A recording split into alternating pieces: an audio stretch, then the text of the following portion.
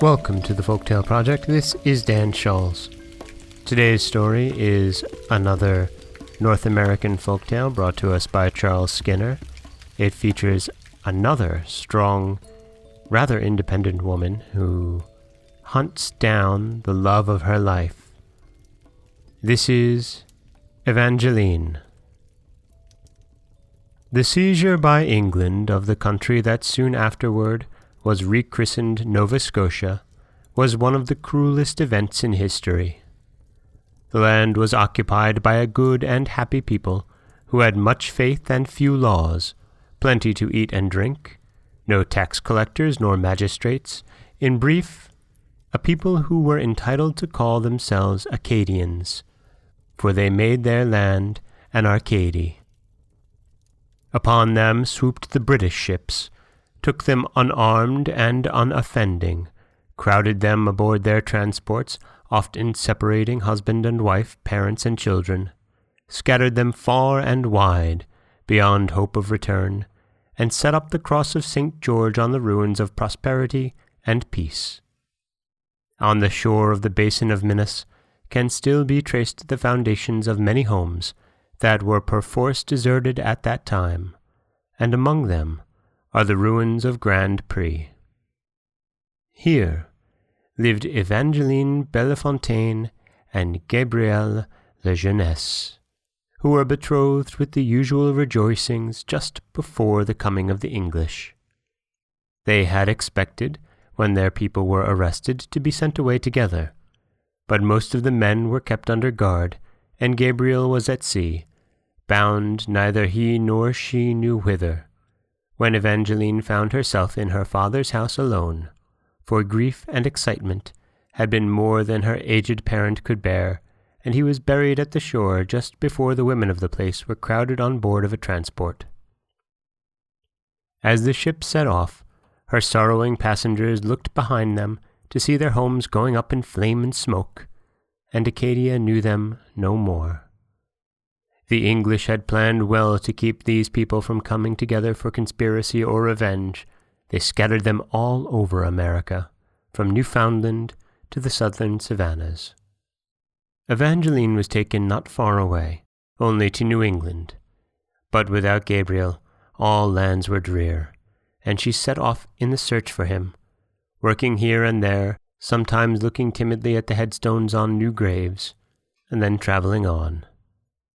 Once, she heard that he was a coureur de bois on the prairies, again that he was a voyageur in the Louisiana lowlands. But those of his people who kept near her inclined to jest at her faith, and urged her to marry Leblanc, the notary's son, who truly loved her. To these she only replied, "I cannot."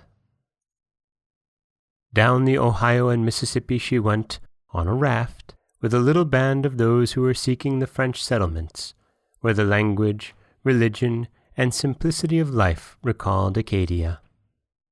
They found it on the banks of the Treach, and they reached the house of the herdsman Gabriel on the day that he had departed for the north to seek Evangeline. She and the good priest who had been her stay in a year of sorrow turned back in pursuit, and for weary months, over prairie and through forest, skirting mountain and morass, going freely among savages, they followed vain clues, and at last arrived in Philadelphia. Broken in spirit then, but not less sweet of nature for the suffering that she had known, she, who had been named for the angels, became a minister of mercy, and in the black robe of a nun went about with comforts to the sick and the poor.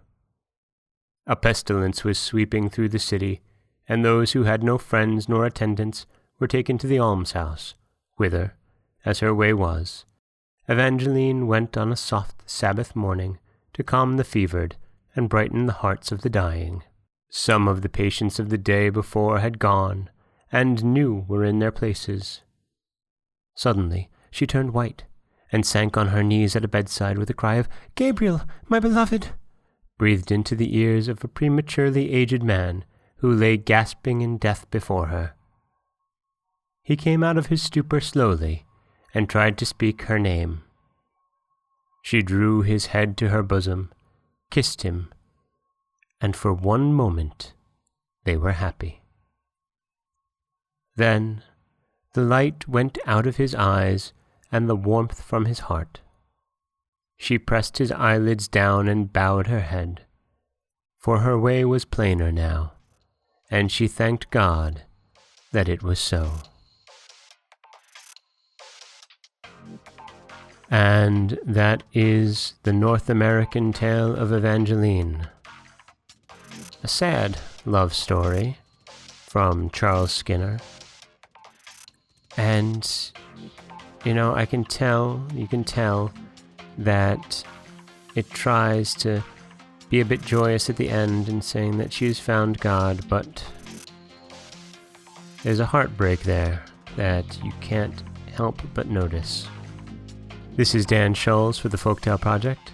Don't forget that you can subscribe to the podcast on Apple Podcasts, Stitcher, Google Play, Overcast, anywhere you like to get your podcasts. You can also follow us on Twitter at Folktale Project. You can find us on Auto Radio, TuneIn Radio, iHeartRadio, and Spotify. And you can always head over to folktaleproject.com, where you'll find a new story waiting for you every Monday, Wednesday, and Friday. Thanks so much for listening.